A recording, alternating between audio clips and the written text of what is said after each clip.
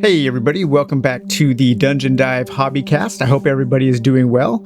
And today's topic is going to be the 10 things that I look for in a really good dungeon crawl or adventure game. And we don't really have any preambles or really any housekeeping to take care of in this episode 2, so we're just going to jump right into it.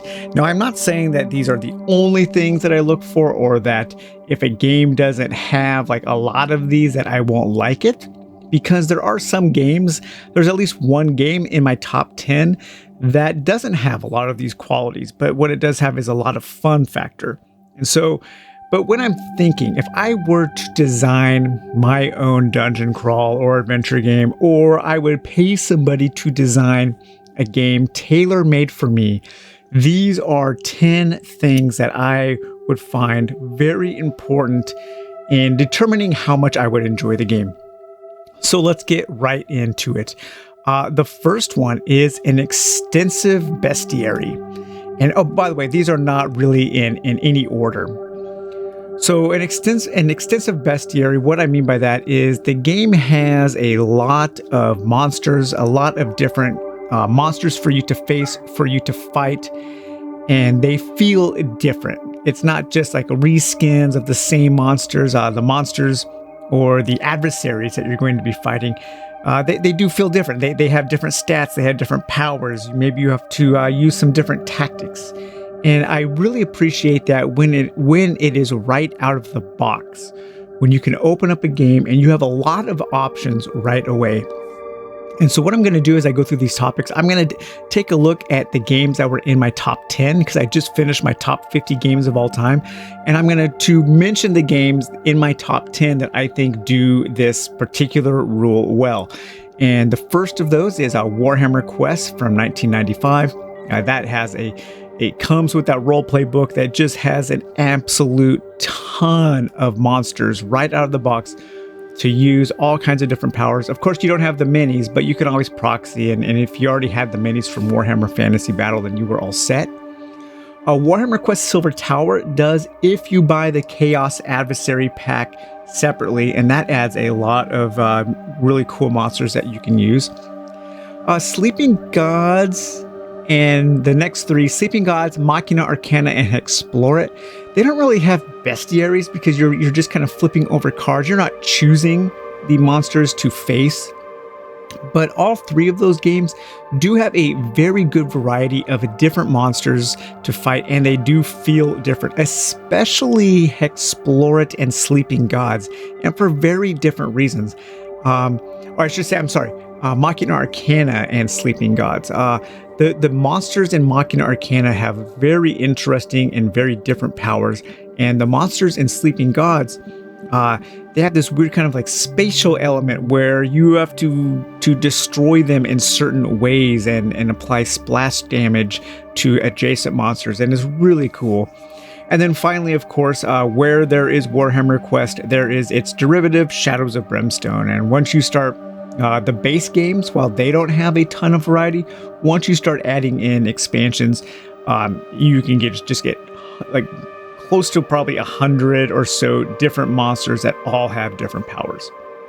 So that was number one, an extensive bestiary. And let's see here.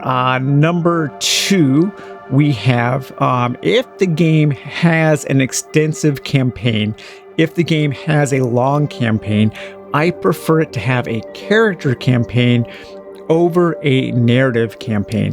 And what I mean by that is I want my characters to be persistent from game to game, and I don't necessarily just want to read a long novel broken up into chapters from game to game. And really the only two games in my top 10 that are like this are Warhammer Quest, and where it goes, so does Shadows of Brimstone follow. Those are perfect examples of narrative campaigns. The stories that you are playing, the stories that you are reading from mission to mission, from quest to quest, are practically non-existent. It's like 1 or 2 paragraphs at the most. What you are more concerned with is that kind of keeping your character alive, creating the life of your character while they were on these quests. And that is the kind of campaign I prefer. Some of the other games on my top 10 do have campaigns, and I do appreciate it when they are shorter. So Machina Arcana it's kind of like a long game. They're very short campaigns or very long games. And Sleeping Gods, I think, is probably my perfect narrative style campaign, because while you are reading through a pre-scripted narrative, it is short enough that that I want to finish it, and most importantly, it's short enough and well written enough that I want to finish it multiple times. So that was number 2. I prefer a character campaign over a narrative campaign, and if you have a narrative campaign, let's keep it short and well written.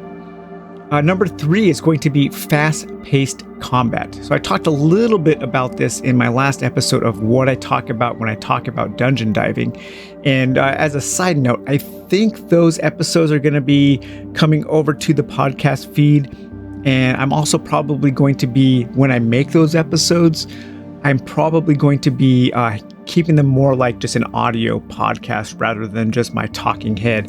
This episode here could have easily been an episode of what I talk about when I talk about dungeon diving.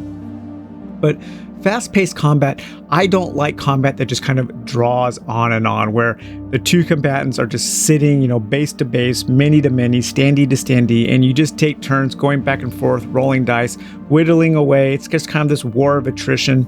To me, that's not very exciting. I like my combat to be snappy, set it up, roll a few dice, play a few cards, and it's done. And I think Warhammer Quest Silver Tower does that pretty well. I never feel like I'm just chipping away at too much health. Machina Arcana is great for that. The monsters don't usually have a lot of health, and when you engage in combat, it's usually pretty quick and deadly. Escape the Dark Castle is definitely fast-paced combat. You're just rolling a handful of dice, and it only lasts like maybe 2 or 3 rounds. And of course, Talisman. Talisman has super fast combat. It's not tactical or anything at all. So that was fast-paced combat. Number 4, another thing that I really enjoy in these kinds of games are non-combat encounters. And you will see that a lot of the games in my top 10 have things to do while you are playing other than combat. There are other verbs besides fighting, other actions besides taking a violent approach. And Secret of the Lost Tomb has just a tremendous amount of non-combat encounters in those adventure and misadventure cards. Warhammer Quest has all of the event cards in the event deck. Warhammer Silver Tower has that whole book of random non-combat events. Sleeping Gods has a ton of stuff. Machina Arcana has the horror cards that often have these little non-combat events, and the different chapters for the campaign, the small campaigns, will often have you doing non-combat things to progress. Explore It has all kinds of random non-combat encounters and things to do. Escape the Dark Castle does, and of course, Shadows of Brimstone. So as you can see, a lot of my games in the top 10 really do have other things to do besides fighting, and I always appreciate when a game does that. Talisman has different kinds of events that you can have that are more than just rolling dice to attack things. Okay, so number 5. Number 5 is if it is a dungeon crawl, if you are going into dungeons, I want there to be things to do outside the dungeon. I want the dungeon to be part of the game, not the whole game. And of course, Warhammer Quest 1995 is that you have that whole settlement event, you have the travel phase, the dungeon is like probably half the game, and then another half is broken into 2, and so you have 25% is a travel phase and 25% is the settlement phase. I really like that a lot. Of course, Shadows of Brimstone does that really well. And then 2 that are kind of weird are Sleeping Gods and Talisman. So Talisman, the dungeon expansion, is a different board. So in Talisman, you're kind of like, the dungeon is an escape from the overworld, And Sleeping Gods is the same way. You have the dungeon expansion, so sometimes you go into dungeons and sometimes you are out of the dungeons. But it's not quite the same as Warhammer Quest or Shadows of Brimstone, but I did just want to kind of mention that. All right, so number six, another thing that I like is cool loot. And by cool loot, I mean not just things that add more numbers. I like when there's a little hint of lore, a little something to add a little bit of spice to the game, rather than just making the numbers bigger, rather than just making your character more deadly. Even if it's just like one or two sentences of lore, a cool piece of art, something that you can attach a little bit of character to the loot. Secrets of the Lost Tomb does this really well. Of course, Warhammer Quest does as well. Sleeping Gods has all of those like artifacts, the talismans that you are looking for. Machina Arcana is like overflowing with cool loot, and the way you can combine it and the way it adds different powers to your characters. Really neat. When you get new loot in Machina Arcana, it feels really good. Shadows of Brimstone has a ton of gear and all kinds of different things, and it does have some good lore. And also, I think Talisman has some cool loot, especially in the art department, especially in 2nd edition when you're dealing with some of that old school art. All right, next up, number 7 is stat checks. I like when your characters have stats like dexterity or agility or strength or wisdom or intelligence, arcana, movement, cunning. I like when your characters have stats, when you can build them up, and when those stats come into play. Usually it is in conjunction with non-combat encounters. So of course, Secrets of the Lost Tomb, you're making stat checks all the time. I love it. Explore it every turn. You're rolling against your 3 survival stats, and you can upgrade those stats, and you can have all kinds of different interactions with the game depending on those stats. And really, I think kind of like the king in this realm is Shadows of Brimstone. Shadows of Brimstone does an excellent job of incorporating your character's overall build, not just their combat abilities, but also their non-combat abilities, into the game and into all of its non-combat encounters. So Shadows of Brimstone really is king in this territory. All right, number 8. I like it. I prefer co-op and solo versus one versus many. And I also like it when the game scales with the number of heroes as opposed to the number of players.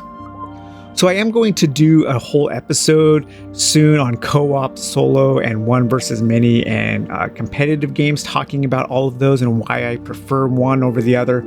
But in this instance, I like when a game, so like if a game is balanced for 4 heroes, I like it if I want to play solo and I just want to play 2 heroes, I can easily adjust the game to accommodate that, or maybe go down to 1 hero. Secrets of the Lost Tomb does this, I think, pretty well, except for when you get down to the 1 hero, because your 1 hero has like 13 movement or 13 actions or something you can take on a turn, and it gets a little ridiculous. But with 2 or 3 heroes, it's really fun. It does a good job of balancing because you offset the lower number of heroes by giving your heroes more move or more action points, and you let them start the game with allies.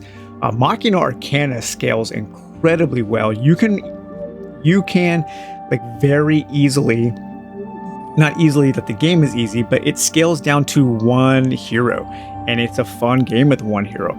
Same as Hexplore It. Hexplore It plays really well with 2 heroes, and I've seen people play with 1.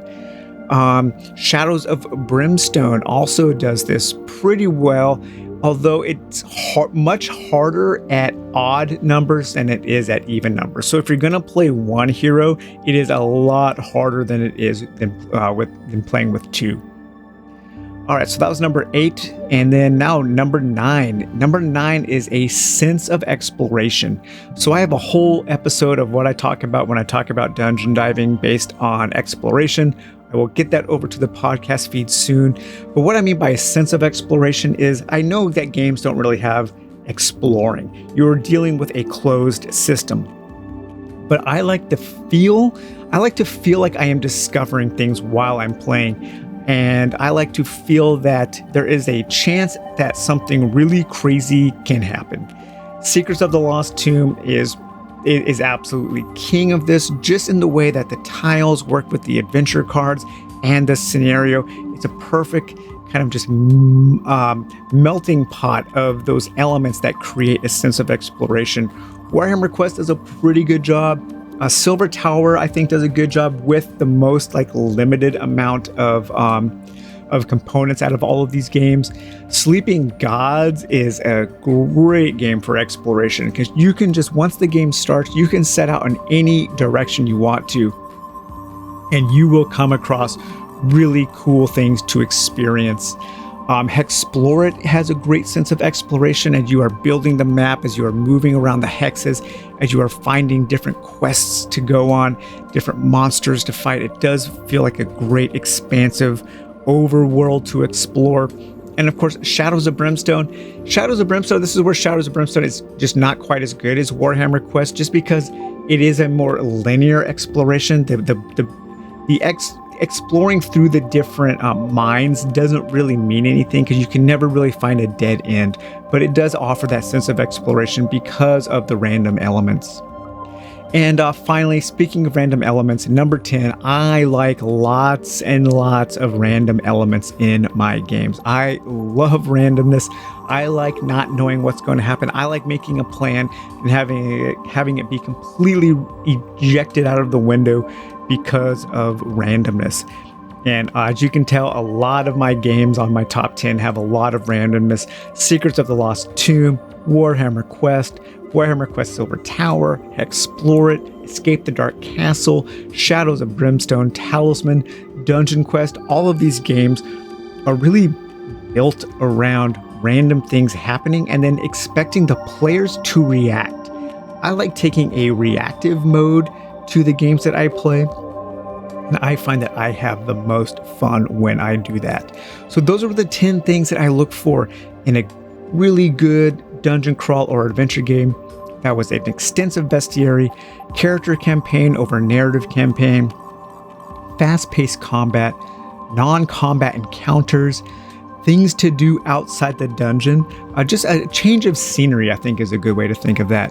Cool, meaningful loot, stat checks, co-op, solo, and scales with number of heroes, not number of players, a sense of exploration, and lots of random elements. So, all right, everybody, I hope you enjoyed this second episode of the Dungeon Dive Hobbycast, and we will talk to you later. Bye-bye.